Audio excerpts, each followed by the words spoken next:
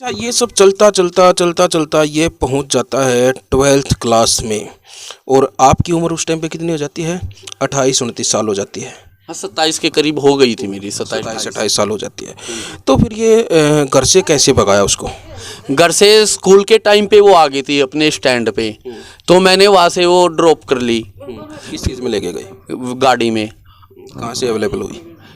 अपने वो ये ऐसे यार दोस्त की गाड़ी थी, उसकी गाड़ी बुला ली, फिर आगे से ओला कर ली। कितने दिन पहले प्लानिंग कर ली थी कि उस दिन चलना है? ये 2-2.5 साल पहले ही प्लानिंग हो गई थी। नहीं, जिस दिन आप निकले हो वहाँ से स्टैंड से, उसकी प्लानिंग 1-2 दिन, 10 दिन, 1 महीना कब की? 1.5-2 महीना पहले हुई थी।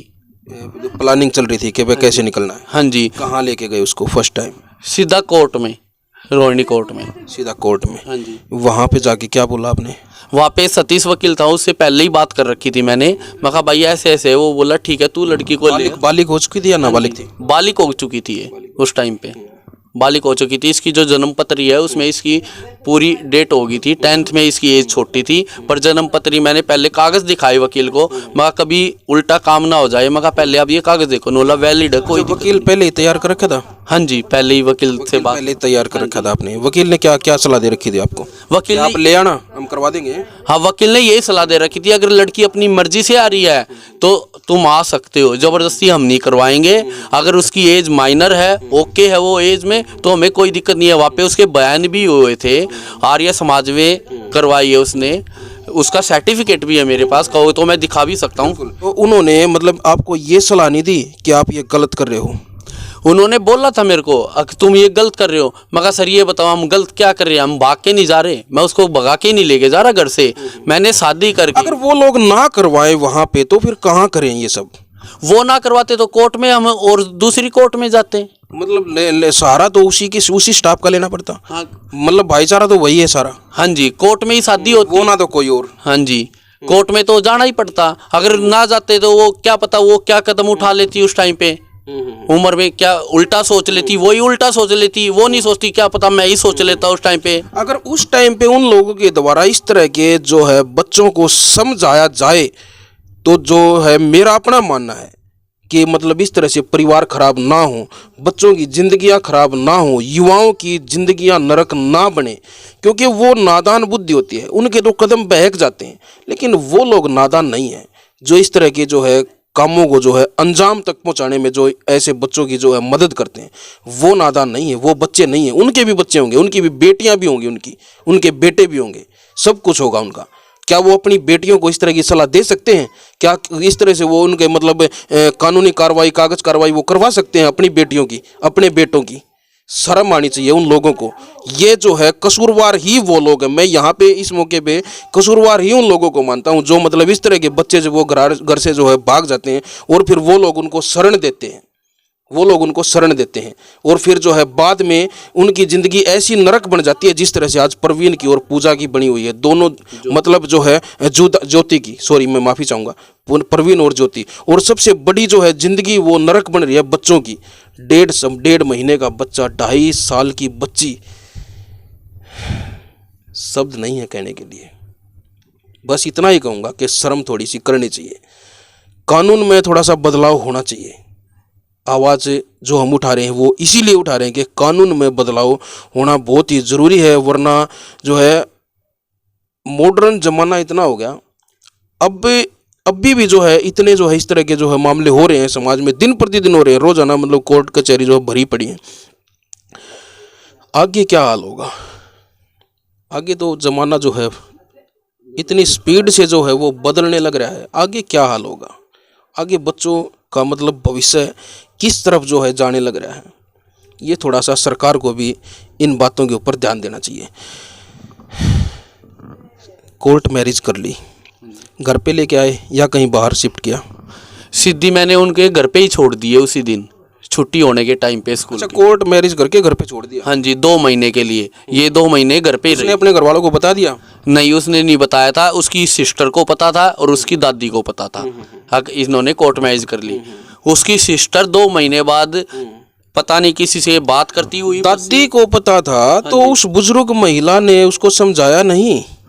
अब वो तो वो ही बताए। आपको बताया उसने कि कुछ कह रहे हैं, समझा रहे हैं या कुछ कह रहे हैं? नहीं, मेरे को उसी ने बताया। मेरी दादी को भी पता है और रानी को भी दादी पता क्या सलाह दे रही थी? है। दादी उस टाइम पे उसको पता नहीं क्या गाइड कर रही थी, उसने ये सब मेरे को नहीं बताया, पर उसने ये बताया कि मेरी दादी को पता है मैंने शादी क्या करी उसकी है। दादी ने लव मैरिज की थी क्या?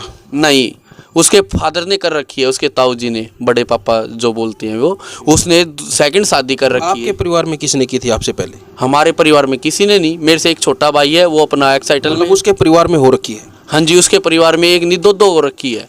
उसके माँ बाप को तो पता ही था, शादी से पहले ही पता था। वो 2 बार आके मिल के जा चुके थे मेरे घर वालों से। अगर उनको ये इतनी वो थी, उन्होंने तब भी कंट्रोल नहीं किया अपनी लड़की को। उनको तो 2-2.5 साल से 4 साल से पता ही था अपने लड़की के बारे में। कमाल। ये वो कहते हैं ना कि दाल में कुछ काला है, लेकिन यादव पूरी दाल ही काली है। दाल में काला नहीं है, पूरी दाल ही जो है काली है।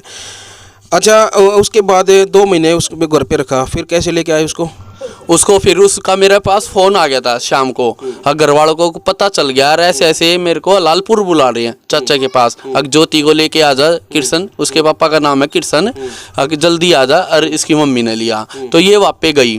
तो वहाँ पे बोली, हाँ भाई तूने शादी कर रखी है? नोली, हाँ मैंने कर रखी है शादी। इसने मना नहीं किया, बेझिझक बोली है, हाँ मैंने कर रखी है। कब की? 2 महीने हो लिए। तो उन्होंने वहाँ पे इसको कुछ नहीं बोला। एक थप्पड़ मारा होगा इसकी मम्मी ने, जैसा बताया मेरे को। फिर ये सीधे घर पे आ गए।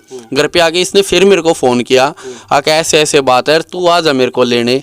मैं कहा कहती हो तो तू अपने आ जा बाहर, और मैं अभी आ रहा हूँ, वरना थोड़ा टाइम लगेगा, मैं अपने डॉक्यूमेंट्स उठवा के लाता हूँ वकील के पास से, और घर पे जाना पड़ेगा मेरे को।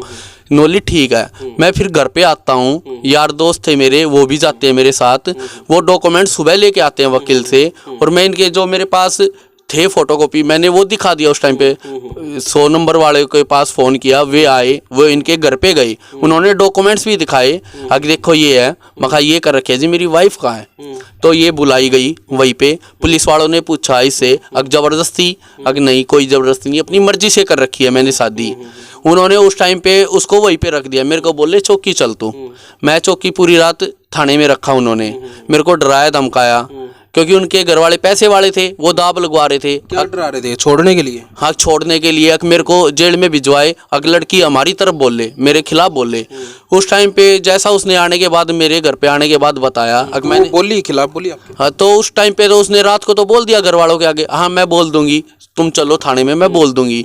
सुबह जैसे ही वो थाने में आते हैं, एसीपी सर के आगे आते हैं, तो उसने मेरे अंडर में बयान दिया कि मैं अपनी मर्जी से गई थी, अपनी मर्जी से शादी मैंने की है, और मैं प्रवीण के साथ जाना चाहती हूँ, मैं इनके साथ नहीं जाना चाहूँगी, अपने घर वालों के साथ। तो एसीपी सर ने मेरे भी बयान लिए, मेरे घर वालों के भी लिए, उसके भी लिए। वहाँ पे फिर उनके घर वालों ने इसको बोल दिया कि हमारा इससे के साथ कोई ताल्लुकात नहीं है, हमारी तरफ से बेदखल है ये। इसकी दादी भी थी वहीं पे, इसकी माँ भी थी, सारा था इसका परिवार। सभी ने वहाँ पे लिखवा के साइन मार दिए, और मैं इसको अपने साथ अपने घर ले आया। और तब से ये आपके पास रह रही थी? हाँ जी, तब बीच में आना जाना?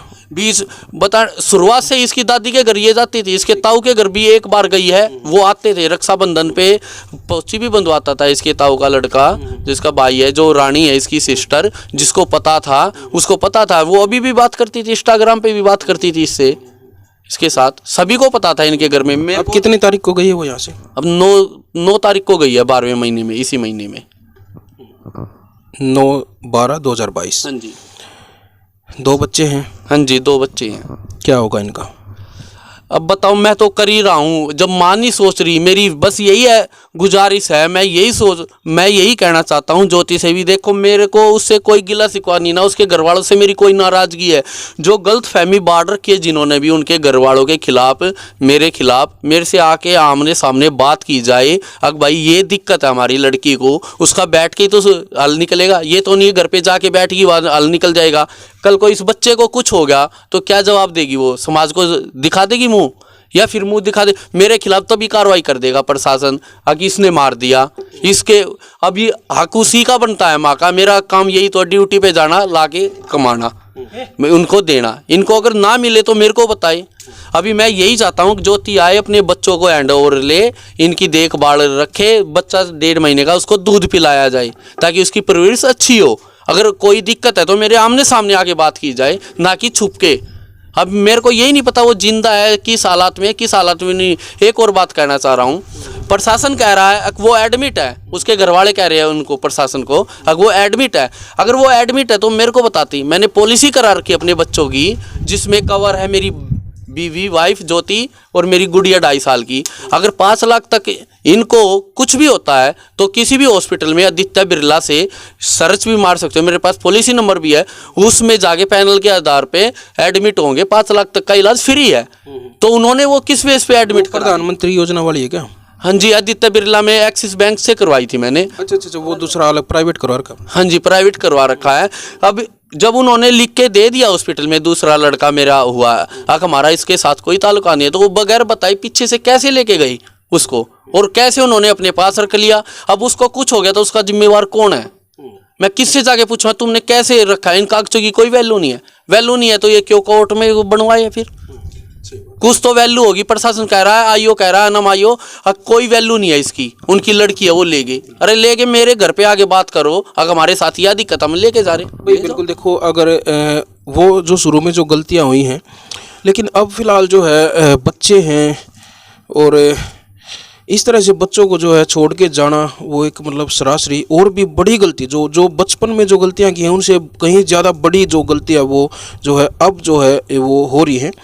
और बच्चा है 1.5 महीने का, उसके बारे में क्या कहें, मतलब खुद ही उसको जो है सोचना चाहिए। और जब कोई लड़ाई झगड़ा नहीं है, अगर लड़ाई झगड़ा है तो जो है वो भी जो है आप मीडिया के सामने भी आके बता सकते हैं। मैं फिर जो है एक बार बताऊंगा आपको कि जो स्क्रीन पे जो हमारा जो नंबर जो चल रहा है हरियाणा 1008, उस कांटेक्ट कर सकते हैं आप। ज्योति से मैं रिक्वेस्ट करूंगा, उसका परिवार भी अगर कोई सामने आना चाहता है तो वो भी आ सकते हैं, उनका भी हम स्वागत करेंगे।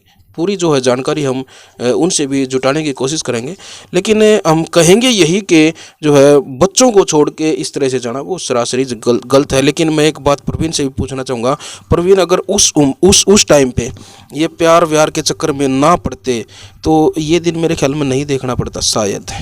बिल्कुल भी नहीं देखना पड़ता, ना मेरे घर वालों को देखना पड़ता, ना उसके घर वालों की बेइज्जती होती, ना उसकी होती, ना मेरी होती। क्या पता का हम अच्छे से खा रहे होते। और अब जब ये टाइम ही हो गया तो अब क्या दिक्कत आई उसको? 6 महीने से जब से ये राजेश और ये पूनम के अंडर कांटेक्ट हुआ है उनका, तब से ये हमारी फैमिली में दिक्कत आई है। वरना उससे पहले उसकी दादी भी आती थी, ये अपने दादी के घर पे भी जाती थी।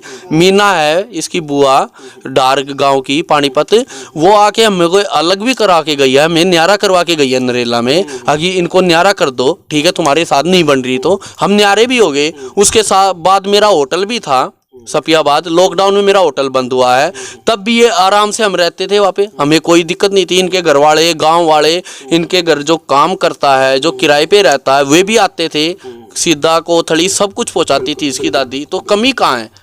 कमी उन्हीं की है, उन्हीं के घर में अंडरस्टैंडिंग हो रही है जो फ़ायदा उठा रहे आपस में। मैं आज भी यही बात कहना चाह रहा हूँ, जैसे मेरे माँ बाप, उसके माँ बाप भी मेरे वही हैं, मेरे माँ बाप ही हैं, इज्जत मेरे वही है, मेरे नज़र में वे घटिया नहीं है। हाँ, माँ बाप है मेरे, और इज्जत करूँगा ना, मेरा उनसे कोई लड़ाई झगड़ा ना मेरे घर वालों का। जो उनकी सोच है, अपनी सोच को बदलो, अपनी बेटी का घर बसाओ। ना कि मान लो अगर यहाँ से निपटारा करेंगे वो, चलो यहाँ से तलाक ले लिया, सपोज करो तलाक उसको मिल गया, 2 बच्चों को छोड़ के चली, अगर मेरे से भी बढ़िया पैसों वालों के पास जाएगी, वहाँ मेरे से भी बेकार मिल गया, फिर क्या करेगी वो? ये बिल्कुल, ये आपकी बात बिल्कुल सही है। एक माँ है, अगर अपनी बेटी का घर बसाना चाहती हो, पैसों से घर नहीं बसता, आदमी से घर बसता है। मान लो दूसरी जगह शादी कर ली उसने, वहाँ कुछ हो जाता है, हस्बैंड को कुछ हो गया, तीसरी जगह भेज देंगे वो, तो जिंदगी तो लड़की की खराब होगी ना। 2 बच्चे पहले भी है, ये किसको माँ बोलेंगे? देखिए, जाने का कोई ना कोई तो कारण तो जरूर होगा। वो कारण जो है हम कोशिश करेंगे आप लोगों तक, वो कारण जो है हम ढूंढ के वो आप लोगों तक पहुंचाएंगे। हम जरूर, पूरी हमारी कोशिश रहेगी। आप जुड़े रहिए हमारे साथ। हम प्रवीण की माँ से भी बात करेंगे, कहीं सास बहू के बीच में तो कोई ऐसी बात जो है नहीं हुई है। तो आप देखते रहिए हरियाणा 1008। तब तक के लिए मैं लेता हूँ इजाज़त। हरियाणा 1008 के लिए कैमरामैन अनिल कुमार के साथ में दिनेश कुमार। जय हिंद, जय हरियाणा।